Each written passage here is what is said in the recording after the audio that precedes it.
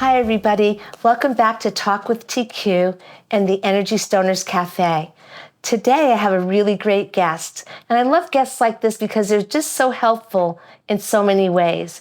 His name is Dr. Cedric, and he's written a book called The 7 Steps to Prevent Chronic Disease. It's about self-care advocacy, and it's an interesting book because there's a lot of stuff in here that you kind of know, but you might not follow. And he gives you 7 steps. It's very concise and very precise, but at the same time, I felt there's a little wiggle room in here. So you should read it. It's a good read, and it's a fast read and thorough. Should be in everybody's medicine cabinet. This is one of those books you should put in the medicine cabinet. So welcome, Dr. Cedric. You're here again talking to me, and I really appreciate that. Thank you, Toni. Thank you. The pleasure's all mine. So tell me what prompted you to write this book and to make it so, I'll say, concise. Yeah, thank you for the question. So it really starts with what inspired me to get into healthcare altogether. I grew up in Rochester, New York, upstate New York, as some would call it. And I worshiped with a predominantly African-American congregation of the Churches of Christ, North Greece Road Church of Christ. We had several hundred members. And one of the things that always stood out to me was on Sundays when we would come together for worship, we would have prayer requests. And what was noticeable about that was more than half, I'd say perhaps the majority of prayer requests were about health. So that's one of the things that inspired me to even pursue healthcare to begin with. Upon my graduation in 2013, one of the things that I did was I began to take some of the things that I had learned and teach people, notably the congregation. So I remember creating a seminar, a presentation on diabetes and how to prevent diabetes. And another congregation, the Lawson Road Church of Christ, called me and they wanted me to come, and then another congregation, and then another congregation. So over the years, from 2014 onward, I have really been speaking wherever I could and sharing the message of chronic disease prevention. And so by 2022, I actually realized that, I should really put some of these things down. I've been speaking for several years now, and I had learned a lot because every time I would plan a lesson, I would have to do research and, learn things that even I didn't know. But by putting my knowledge, a lot of the things that I had acquired down in the form of a book, I could distribute this information a lot more efficiently, right, without always having to be there. So that's one of the main things that inspired me. Now, a colleague of mine years ago had told me to write a book, but of course I neglected it. I allowed life and the pressures of life to sort of take me and just take my time and everything. But it wasn't until 2020 that I realized, I should really sit down and put paper to pen, pen to paper, and write the book, Self-Care Advocate. Okay, so this is a beautiful thing that you did, and it's funny, it's interesting that you're talking about chronic disease. Yeah. And you mentioned in a conversation, I don't know if it was just the conversation we just had or just now, but about diabetes. Yes. And I'm wondering, and I don't think people realize that it could be, or is it preventable? Yes, it is. So when it comes to diabetes, you always want to look at the trend. And when we look at the trends, we see something very interesting. With regards to diabetes, in 1960, 1% of the adult population in these United States was considered to be diabetic, type 2 diabetic primarily. Yeah. By 1980, that number had doubled to 2% of the adult population. By 2020, you're looking at 11.4% of the population. So that is a significant rise. That is a meteoric rise in percentage of adults. Now, what's interesting to note, more than just the number of people becoming type 2 diabetic, is the number of people that have become pre-diabetic. So they are at significant risk of becoming diabetic if they continue to live their lives the way they've been living. So if they continue to eat the way they've been eating, social activities the way they've been doing, they will surely develop diabetes. So when you look at diabetes and you look at the trends of diabetes, we see that it has risen significantly and it continues to rise. And we have 38% of the adult population today that are considered pre-diabetic. So if nothing changes by 2040, by 2050 actually, that 38% coupled with the existing 11%, you're looking at almost 50% of adults. So something must be done to stop this chronic disease epidemic. And that's what we're all about. And that's what I try to explain in my book. Now, in your book, you make it easy. I don't like to use that word because it's not always easy, but you make it simple to understand. Do you think that part of the rise in prediabetes and diabetes has to do with the rise in processed food? It seems like there's a lot of obesity that you see walking around in the street. It's in Americans in particular. Mm-hmm. We tend to be obese. Yes. And I'm wondering if it's behavior, or is it environment, or is it what we're offered to eat? So that's a great point, Toni. It's actually all of them, all of the above. So a lot of the foods that we eat now are not necessarily the way they were, just several decades ago. We're eating a lot more processed foods. Life has gotten significantly busier, right? If you're, for example, if you live in a two-parent household, both parents are working, well, you're coming home tired. So it's a lot easier, or it's more convenient to simply pick up something along the way, because you've got to come home, you've got to unwind, you've got to cook, that takes several hours, and clean. So life has gotten significantly more convenient, and you have a rise in fast food. And then you also have to look at farming techniques. What are some of the things, compounds that are being sprayed on the foods, right? And so when you consider the fact that we're eating a lot of additives, we're eating a lot of things, pesticides that are being absorbed by the plants, absorbed by the foods. All of these things contribute to the development of chronic diseases, not just diabetes. Diabetes is one of the things, but all of these things, these malfunctions of your body's systems and organs, they're caused as a result of not only what we eat, some of the things that we expose ourselves to, so the environment, right? You can live in a very polluted area. You can drink water that's been polluted, right? Flint, Michigan. And of course, the lifestyle. We're living a very sedentary lifestyle, which means it's a lifestyle where we're not very physically active. I mean, you can think about this, right? To go to work, you get in your car and you drive and you go, right? And then when you're at work, you're sitting down for, 8 to 10 hours. And then you come home, maybe you want to relax and you sit on your couch, right? So, studies have shown that if you're sitting down for 8 to 10 hours a day, that increases your risk factors for about 30 different chronic conditions, right? So we have to get back to the point where we look at life as, look at some of the things we're doing in our lives as whether they're constructive to our health and wellness or not. And I can tell you that we are not as physically active as we need to be. We are not eating foods that are as clean as they can possibly be. And of course, just the modern conveniences, they're very good because they save you a lot of time, but unfortunately, sometimes there's a cost associated with those conveniences. So I would say all three of those reasons contribute to the development of not only diabetes, but most of these chronic conditions. And we're all subject to these things if you're living in America.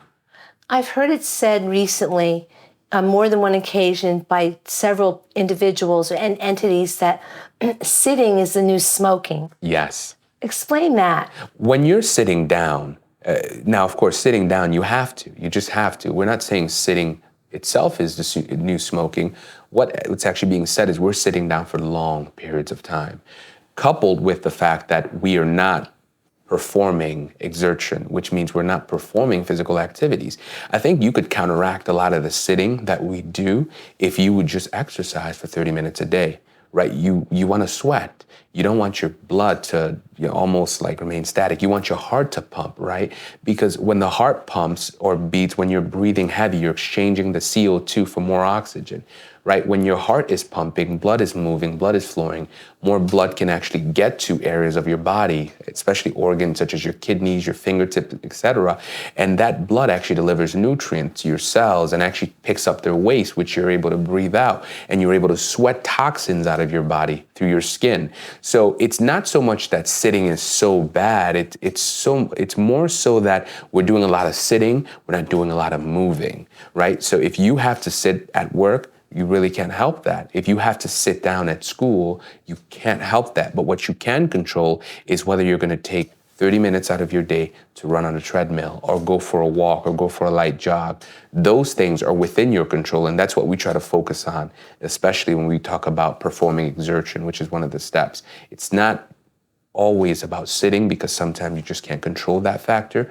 But the factor you can control is how much moving you do. And yes, the reason it's likened sitting for long periods of time without physical exercise, the reason that's likened to smoking is precisely because it has been shown to contribute to almost 30 different chronic conditions. Yeah. And that's the issue at hand. Yeah. So I can see why they make that analogy. Speaking of movement, I've noticed on my fitness app on my phone, there's a part of the app that'll tell you how much energy you're burning actively. That's because you're just walking, and how much energy you're burning, I'll say passively. Mm-hmm. And it's interesting. What I've noticed is that you could walk maybe 2 miles slowly, and you'll burn like a certain amount of calories, maybe 200, maybe 100, maybe 300. But then what happens is your active energy goes way up. Yeah. You're burning like 1,000 because you walked that little bit of time. So when you are sitting, your body is metabolizing passively. Mm-hmm. And I think if people understood that and they knew how easy it was to do that, they'd be, well, let me get out and take a walk and burn 200 calories quick, so I can burn 1,500 when I'm sitting still. Here's the thing I wish people would understand. We're not saying that you have to go out and run a marathon. We're not saying you have to go out and jog. We're not saying you have to go out and sprint. That's not what we're saying. We're saying that physical activity, it builds up, it accumulates. And so what is important to understand, even if you're someone who maybe you haven't gone running in years, start walking, right? Start walking, especially when the weather's so nice. Go out for a walk. Walk around your block, walk around your neighborhood, walk a mile. You know, you have these smartphones and smart watches now that keep track of your heart rate, your steps and everything, which is really good. It helps motivate people. All you have to do is start. And I think you'll be pleasantly surprised, because a couple months in, you'll be jogging. And then maybe you'll be running, right? Because your body gets acclimated to whatever activity you're now doing. It's tough at first, but it actually becomes easier over time. That's one thing we have to keep in mind. Now, what about diet? I've noticed, I want to say this delicately, I've noticed a trend for morbid obesity in teenagers and children as well. And I also noticed the trend of certain people, they drink soda. Yeah. And they don't realize just to take that, I mean, why is that? So that's a great question. It's like almost like an addiction. Yes. So I want to start with your last point about the impact of soda, and then I want to get into the wider realm of diet and nutrition.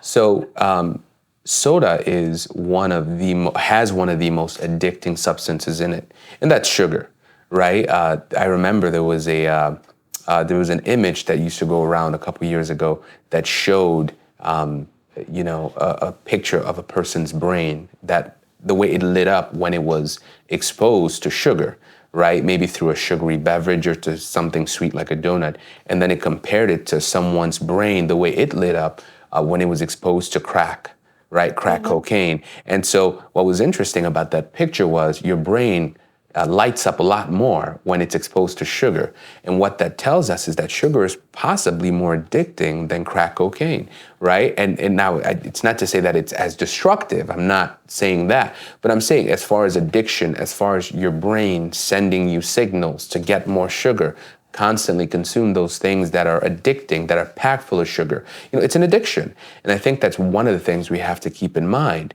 And as good as it tastes, well, the brain is also sending you signals, hey, we want more, we want more. Not that you need more, but there is something addicting about the amount of sugar in there. Now, I want to say this. If you ever hold a can of cola or a can of soda, I don't want to single out a particular brand, just look at how much sugar, how many grams of sugar in it. You want to know what's interesting, Toni? According to the American Heart Association, the average adult male should eat no more than 38 grams of sugar a day, okay? The average adult female should eat no more than 25 grams of sugar a day. And as far as children and teenagers, between 12 to 25 grams of sugar a day, okay? Do you want to know how much the average American adult consumes a day? How much? 77 grams of sugar a day. Ooh. So men are consuming, men are consuming almost twice what they should. And women are consuming 3 times what they should be, they should be taken in on a daily basis. Now, sugar in itself is a very healthy thing. We have to understand sugar is a healthy thing, but it's healthy in moderation.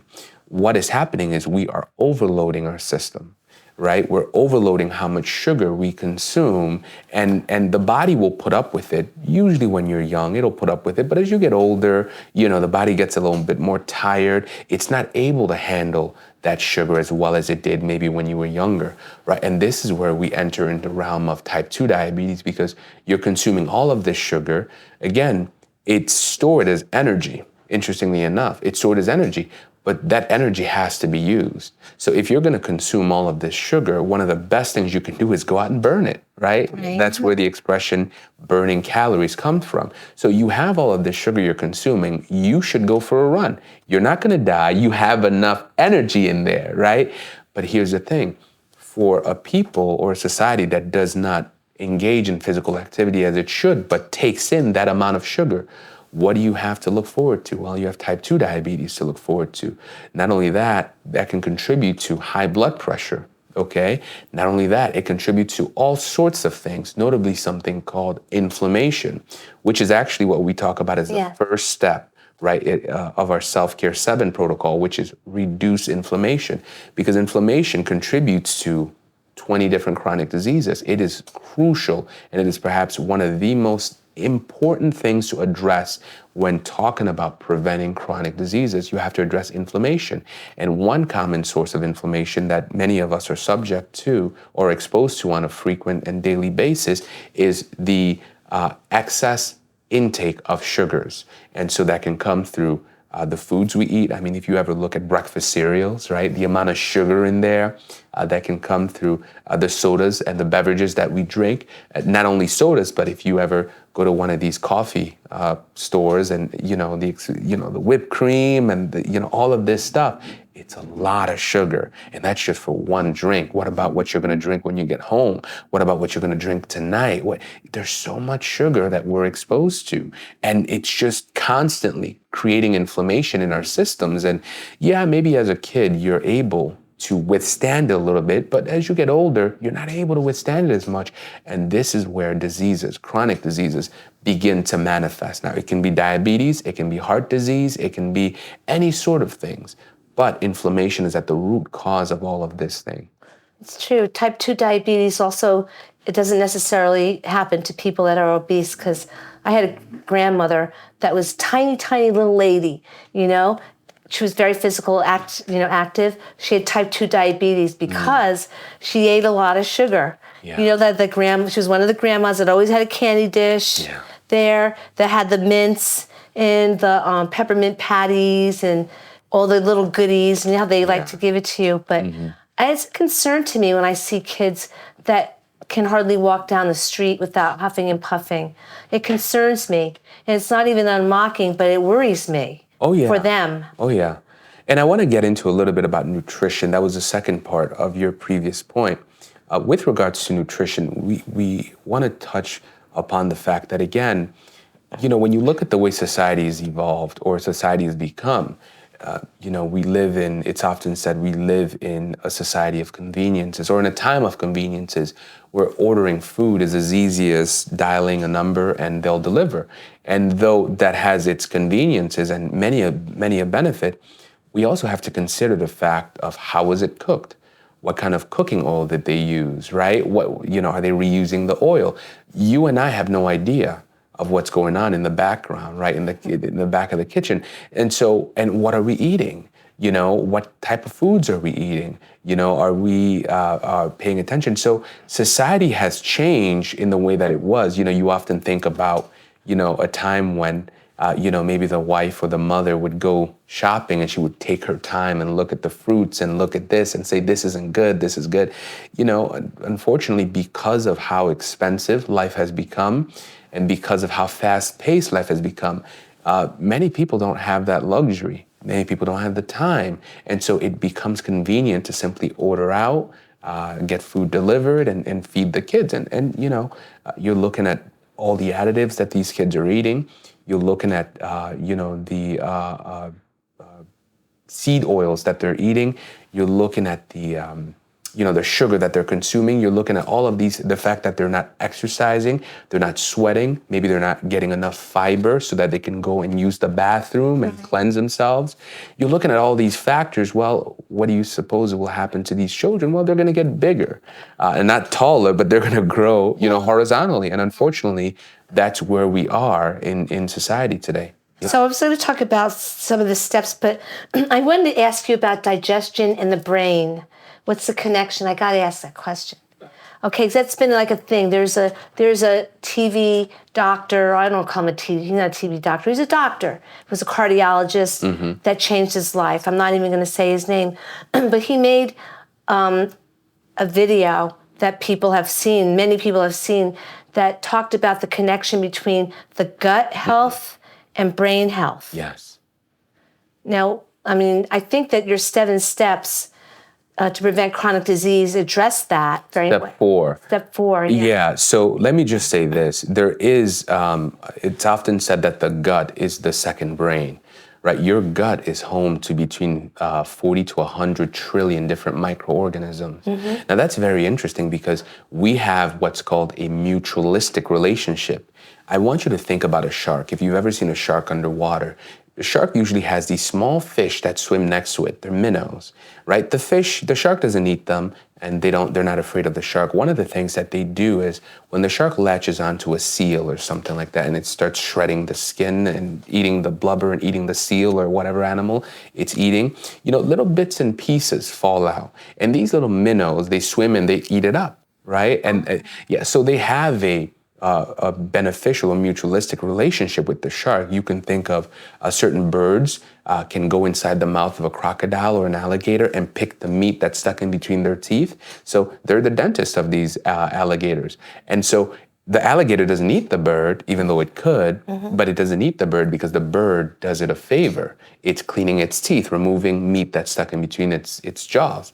And so what we have to think of our gut bacteria in that sense. We're often thinking bacteria, germs, evil. No, they're actually very good. For example, they help break down foods, right? As food goes through your gut and it has to be broken down, nutrients have to be absorbed from the food, the fluids have to be taken from them. And so if you have a healthy gut, that process is smooth, right? So you can eat something today and by night you'll poo it out, right?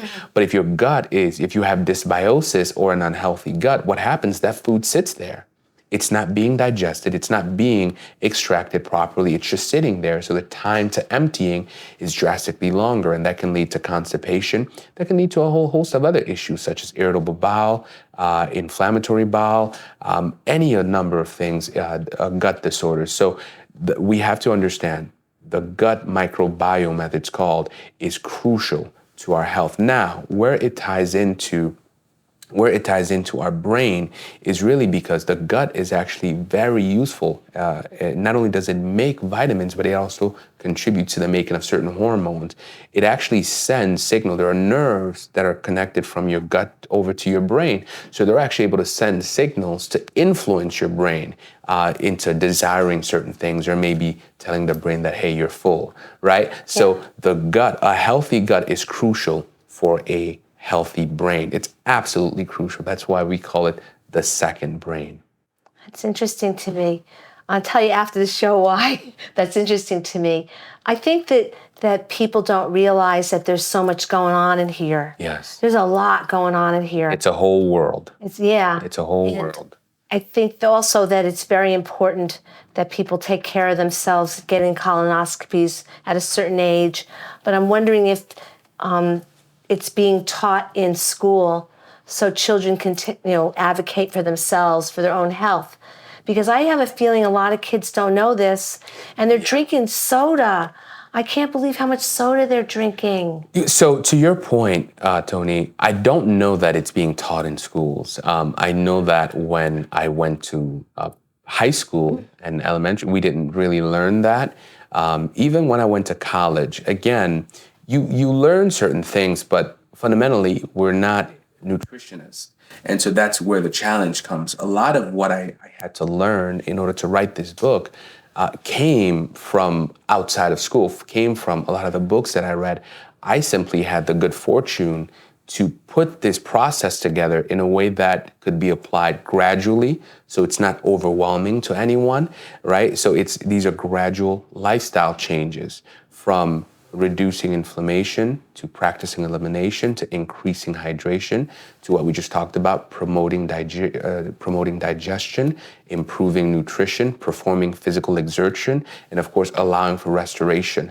All of that is applied in a gradual way so that it does not overwhelm people. And one of the things I hope to do is with this message of Self-Care Advocate is present this information to schools and government agencies and organizations as far as a program that can be applied to masses of people. And I think we've already done that with a couple of churches, and we've had phenomenal results, fantastic results of people losing weight, people, their blood pressure, their blood sugar being more balanced, people being more mindful, they're adopting holistic habits. And that's the message or the gospel of Self-Care Advocate that I want to share with people. And so not only do we have the book, but we also have a course which is more structured to guide you into adopting these holistic habits.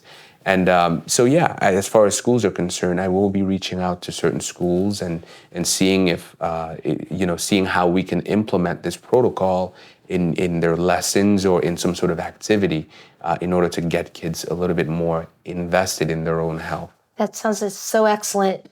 So we're out of time pretty much, but I want you to tell the audience how they can get in touch with you if they want to consult or speak to you. Sure. So thank you. If you're watching this, thank you so much. So if you want to get in touch with me, my website is very simple. It's 5 letters, drced.com.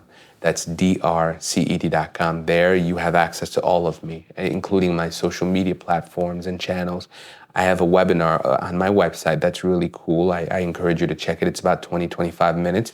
That goes into much greater detail of what we've just talked about, these 7 steps to prevent chronic diseases. So you can access it directly from my website or drced.com/webinar. And if you want a free copy of my book, albeit a PDF copy, you can go on drced.com/free book. And of course, we have a YouTube channel, we have Instagram, we have Facebook, we have all of this stuff. But if you just go on drced.com, you can access to all of that. And of course, we also have an online coaching program. We also have a course that is available, and you can get access to all of that right from my website, drced.com. Sounds good. Well, you heard it here. Go to drced.com and you get the whole enchilada. All of the links that Dr. Cedric has mentioned will be there. And I really love this book, and I wish more people would read it and change their lifestyle, because I do love the human race, all of us, and we need to stay healthy. And so until next time, goodbye, bye-bye.